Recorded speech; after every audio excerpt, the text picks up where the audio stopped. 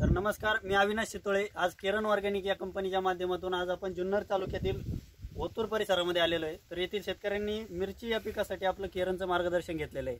तर त्यांना काय अनुभव आले आपण त्यांच्याकडून जाणून घेऊ। दादा नमस्कार। नमस्कार। तुमचं नाव आणि पत्ता जरा मोठ्याने सांगा। जालिंदर खंडू अमुक, राहणार उदापूर तालुका जुन्नर जिल्हा पुणे। बरं, तर आपला हा कुठली व्हरायटी मिरचीची? ज्वेलरी। ओके, तर आपलं केरनचं मार्गदर्शन घेण्याच्या पूर्वीची आधीची परिस्थिती काय होती प्लॉटची तुमची? आधी ज्यावेळेस लागवड केली ना हा, त्यावेळेस झाड एक महिना जागेवर डेव्हलप झाली नव्हती, हाय तशीच परिस्थिती होती। एक महिनाभर झाडं डेव्हलप नव्हते मग अजिबात। त्यावेळेस मला अमोल मसने भेटला, त्यांनी माहिती दिली केरनची। बरं, मग ती माहिती दिली होती, आम्ही सोडलं। हा, तर त्या चौथ्या पाचव्या दिवशी त्याचा सेटिंग बिटिंग आणि मग झाडाची भरपूर वाढ झाली। हा, म्हणजे ग्रोथ वगैरे तुम्हाला चांगल्या पद्धतीने वाढ झाली।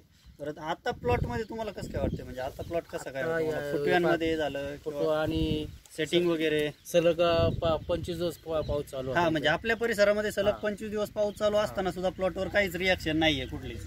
हा जवळजवळ 6वा तोडा आहे। 6वा तोडा आहे। ओके ओके, नाही तर तुम्ही केरनचं मार्गदर्शन घेऊन समाधानी आहात का? आहे पूर्ण समाधान।